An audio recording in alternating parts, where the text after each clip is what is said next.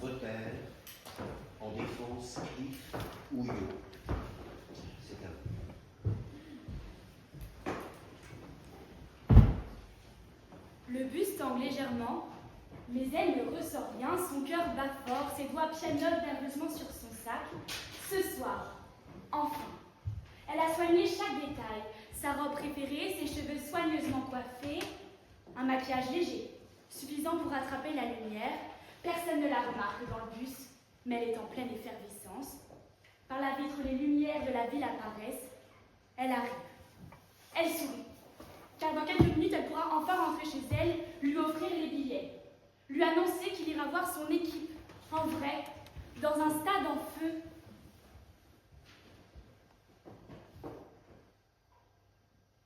Mais si elle avait su, elle aurait profité de ces derniers moments de bonheur, car dans quelques heures, on l'appellera. Dans quelques heures, elle sera à l'hôpital de Pontchaillou, confrontée à l'horreur. Son fils, assassiné, explosé, brûlé, presque méconnaissable, elle ne parviendra qu'à reconnaître qu'une chaussure. Dans quelques heures, il lui faudra annoncer la tragédie à la famille, briser la vie de ceux qu'elle aime, ceux qu'elle avait pourtant promis de protéger. Voilà ce qui l'attend pour les prochaines heures. Mais ce qui l'attend pour le reste de sa vie est bien plus terrible, car dans la nuit noire de sa douleur, une phrase reviendra sans cesse. Je lui ai offert un billet pour la mort. Cette histoire, ce n'est qu'un point de vue parmi des centaines. Dans cette attaque ou dans une autre, on nous apprend que les terroristes ne touchent pas seulement les victimes directes, mais leurs proches. Mais nous,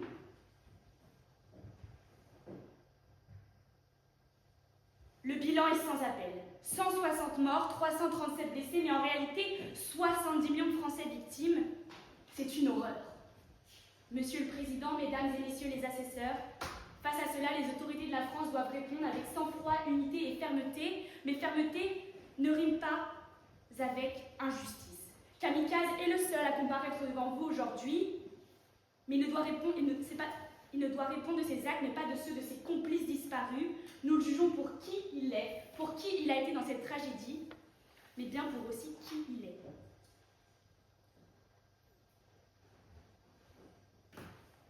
Mais si nous sommes en partie fruit de notre histoire, il n'est pas écrit que l'on devient un criminel parce que l'on a souffert durant notre enfance. Regardez Malala Yousafzai, cible des talibans.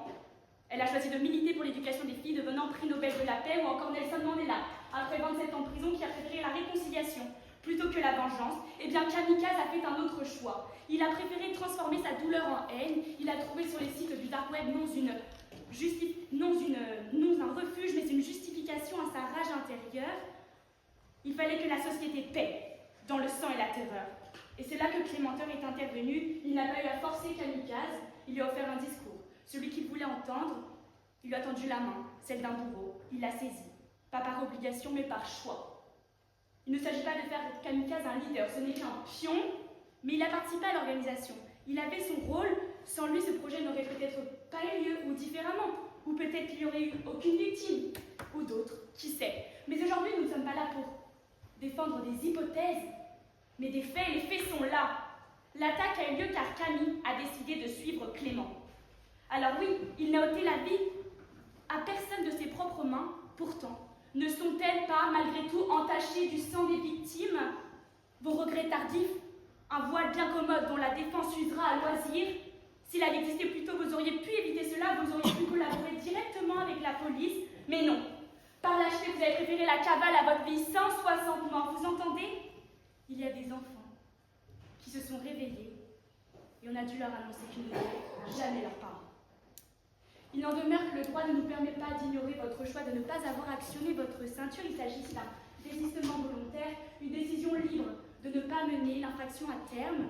Ainsi, aucune responsabilité pour tentative ne peut être retenue. En revanche, si votre arrêt était dû à un dysfonctionnement de la ceinture, il s'agirait ici d'une tentative avérée. Le port de votre ceinture et votre présence sur les lieux constituant les commencements d'exécution, mais ce n'est pas la situation qui nous intéresse. Alors sur quoi repose votre responsabilité? Eh bien, le ministère public que je représente a longuement réfléchi. Céder à l'esprit vindicatif d'une nation endeuillée est tentant. Salah Abdeslam avait été poursuivi comme co-auteur, comme si le 13 novembre 2015, n'avait été qu'une seule scène de violence. Mais une telle approche étuderait outre mesure une jurisprudence qui n'en a ni la souplesse ni la vocation. Cette qualification s'applique lorsqu'il est impossible de déterminer l'auteur du dommage, ce qui n'est pas le cas ici. Pour le 13 novembre, la complicité d'assassinat terroriste par aide ou assistante aurait été beaucoup plus cohérente. Mais concernant Camille, aucun élément similaire n'est trouvé. Pas d'implication dans l'acheminement des armes, aucune information transmise. Il se rend seul sur les lieux en transport en commun.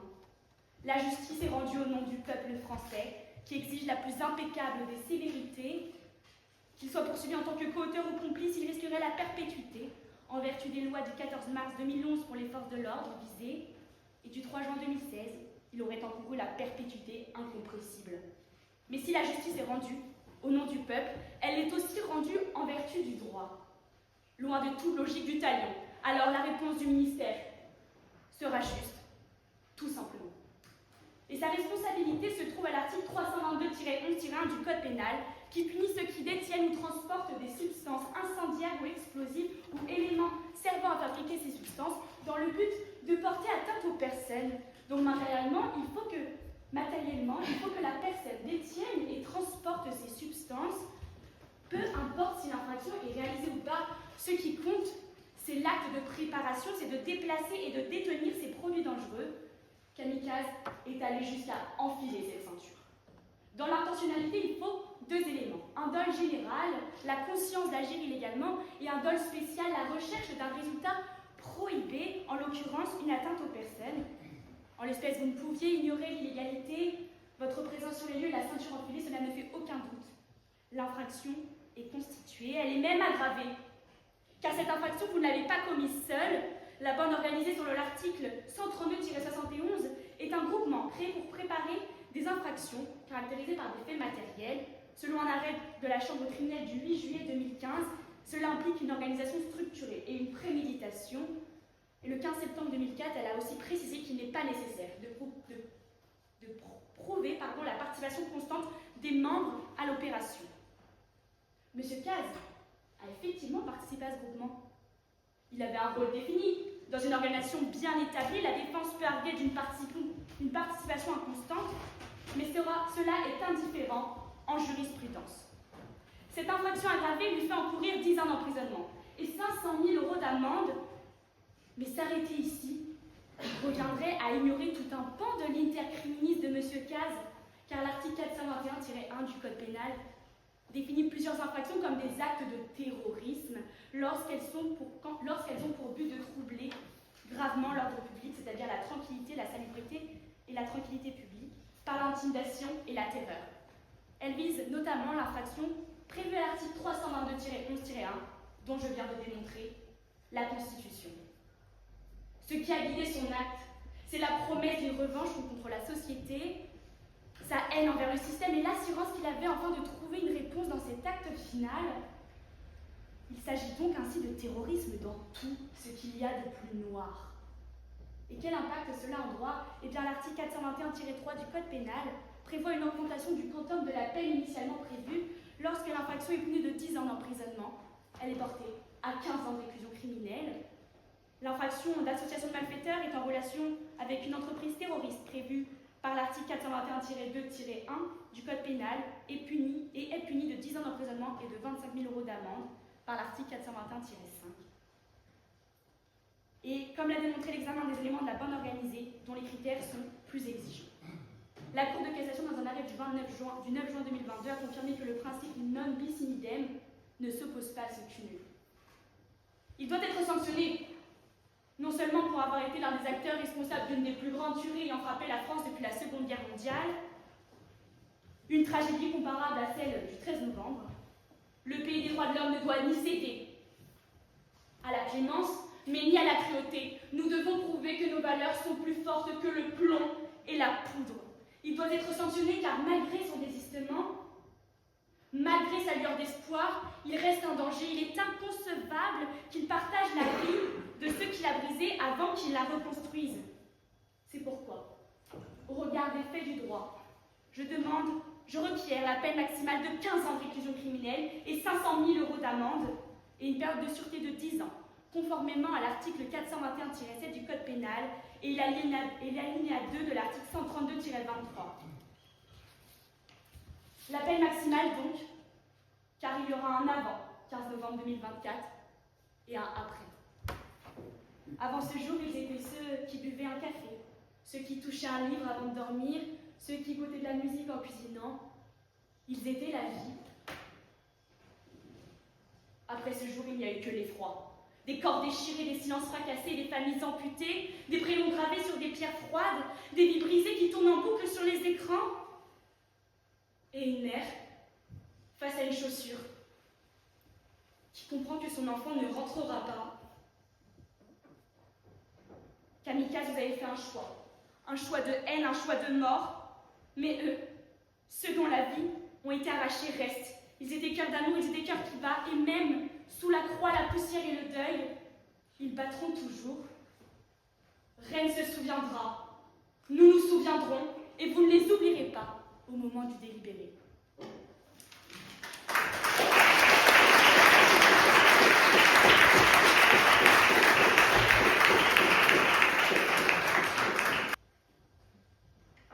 Pourquoi? Une seule question. Pourquoi? De toutes les questions que nous nous posons sur le terrorisme, lorsqu'un attentat se produit, elle est la première qui nous vient à l'esprit. Pourquoi? Les familles et les victimes se la posent avec détermination, exigence et parfois même résignation. La nation tout entière se la pose à l'unisson pour calmer sa peur et comprendre sa douleur. Cette question, je la pose aujourd'hui, non pas pour excuser ni justifier, mais pour comprendre ce qui a poussé un homme à envisager de commettre le pire. En réalité, Monsieur le Président, Mesdames, Messieurs les assesseurs, cette réponse, nous l'avons déjà. Cette réponse, elle se trouve dans le passé de Kamikaze. Vous savez, au fond, nous sommes toutes et tous une partie de notre passé. Pas seulement cela, évidemment, mais une part essentielle. Camille, et à l'origine, c'était un petit bonhomme, un Marcelino, un Rémi sans famille. Son passé a été le terreau propice pour que grandisse en lui un profond et sincère sentiment d'injustice. Il pensait trouver refuge dans les réseaux sociaux. Le piège s'est refermé sur lui. Sa détresse et son sentiment d'injustice, arrosés par l'endoctrinement de Clémenteur, ont laissé la place dans son cœur à une véritable fleur du mal. Pourtant, cette nuit du 15 janvier 2024, nuit des attentats, Camille a renoncé à ce mal. Ce mal qui le gangrénait, ce mal qui le rongeait lorsqu'il a refusé d'appuyer sur le détonateur de sa ceinture, incapable de se résoudre à commettre un acte aussi barbare. Pour avoir refusé d'accomplir un tel geste, Camille devait fuir. Fuir non pas la police, mais le cerveau des opérations, Clémenteur, le véritable chef d'orchestre de ce ballet funèbre, le Hitchcock de ces scènes d'horreur, le Tchaïkovski de ce lac de sang. Aujourd'hui, je ne suis pas là pour nier l'horreur des attentats, ni pour ajouter de la souffrance aux victimes et à leurs familles. Vous savez, comme toute la France, j'ai moi aussi été profondément ému par ces événements. Mais cela ne m'empêche pas de croire avec conviction que M. Caz a le droit, comme tout homme, à être défendu. Il est évident que dans un état de droit, dans un état démocratique, chacun a le droit à une défense.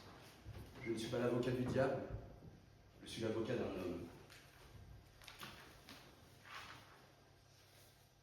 Le parquet souhaite aujourd'hui poursuivre Camille pour une infraction lourde, trop lourde à mon sens. Pour retenir l'acte terroriste prévu à l'article 421-1 du Code pénal, deux conditions cumulatives doivent être réunies. Un élément matériel et un élément moral. S'agissant tout d'abord de l'élément matériel, il doit relever d'une infraction pénale grave visée à l'article 421-1. Alors il est vrai que Camille a eu en sa possession une ceinture explosive, il est vrai qu'il l'a sortie en dehors de son domicile, je ne peux le nier, la matérialité ne peut être qu'établie. Cependant, la matérialité de l'infraction est le seul, je dis bien le seul, élément que nous pouvons retenir dans cette affaire. L'élément intentionnel lui fait incontestablement défaut. Cet élément se divise en deux parties, un dol général et un dol spécial. Ce dol général il est la volonté de transporter la ceinture explosive en toute connaissance de cause. Je n'invoquerai ni fait justificatif, ni cause de non-imputabilité pour remettre en cause la volonté de Camille. En effet, même s'il était endoctriné, il a décidé de son plein gré de transporter son gilet. Cependant, pour retenir l'infraction, faut-il encore prouver que l'acte accompli par Camille ait été commis dans une visée terroriste ayant pour but de troubler gravement l'ordre public en causant la terreur. Un terroriste ne s'arrête pas. Un terroriste animé par son intention spéciale de tuer ne s'arrête pas. Un terroriste, c'est un barbare. C'est une personne en rupture avec nos valeurs. Un terroriste tue. Mais Camille n'est pas allé au bout de sa mission. Camille n'a pas tué. Camille a abandonné sa ceinture explosive. Camille n'a pas voulu rajouter de l'horreur à cette montagne de terreur. Camille s'est débarrassé de ce gilet. Puisque le dol spécial fait défaut, l'élément intentionnel n'est pas caractérisé. De facto, l'infraction terroriste visée à l'article 421 ne peut être retenue. Si malgré tout vous reteniez, malgré tout ce que je viens de vous exposer, cette caractérisation, si vous décidiez d'entrer en voie de condamnation, il vous appartiendrait alors d'individualiser la peine. Ce principe fondateur, inscrit dans notre code pénal, a été retenu par le Conseil constitutionnel dans sa décision du 22 juillet 2005, comme découlant de l'article 8 de la Déclaration des droits de l'homme et du citoyen. Aujourd'hui, nous ne jugeons ni un monstre ni un démon, mais un homme capable de rédemption. N'en déplaise à certains, l'individualisation s'applique aussi en matière de terrorisme. L'article 132-1 prévoit que la peine doit être individualisée en fonction des circonstances de l'infraction, certes, mais aussi de la personnalité de son auteur, ainsi que de sa situation matérielle, familiale et sociale. S'agissant de la situation matérielle, Camille ne possède rien. Sur sa personnalité, il est important de rappeler qu'avant ces événements, il n'était pas connu des services de police. Quant à ses situations familiales et sociales, vous savez, je crois qu'il y a des bonnes comme des mauvaises situations. Et si je devais parler avec vous de la situation de Camille, je dirais qu'il a vécu une mer de moqueries, un océan de violence, un océan d'injustice, un torrent d'insultes. Il est un enfant abandonné, baladé de foyer en foyer, comme un vulgaire bout de chiffon.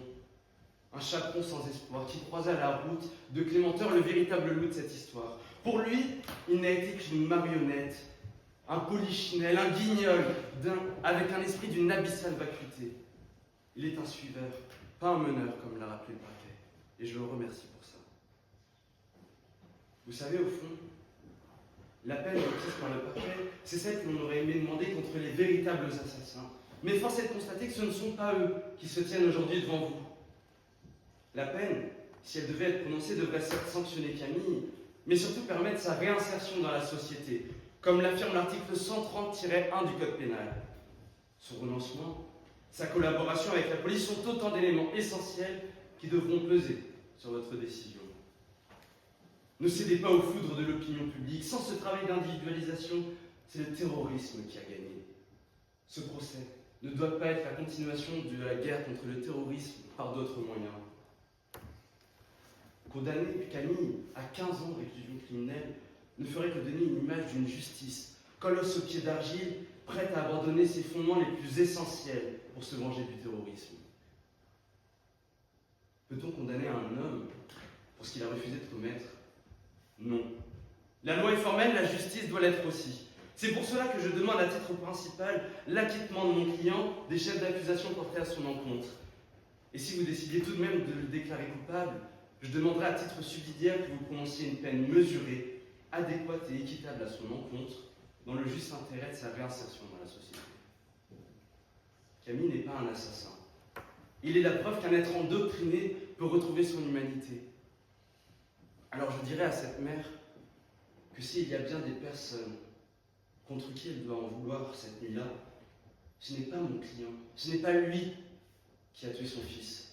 C'est vrai, Camille était au courant, mais ce n'est pas lui qui a pris la vie de l'enfant de cette femme. Ce n'est pas lui qui a privé tous ses enfants de voir leurs parents le lendemain leur poser un baiser sur le front avant de dormir. Bien sûr que nous ne pourrons jamais oublier cette effroyable nuit du 15 janvier 2024. Bien sûr que ces attentats étaient cruels Mais la justice, elle, ne doit pas l'être. La justice n'est pas le miroir de la vengeance, elle est le phare d'équité qui guide notre société dans ses plus sombres instants.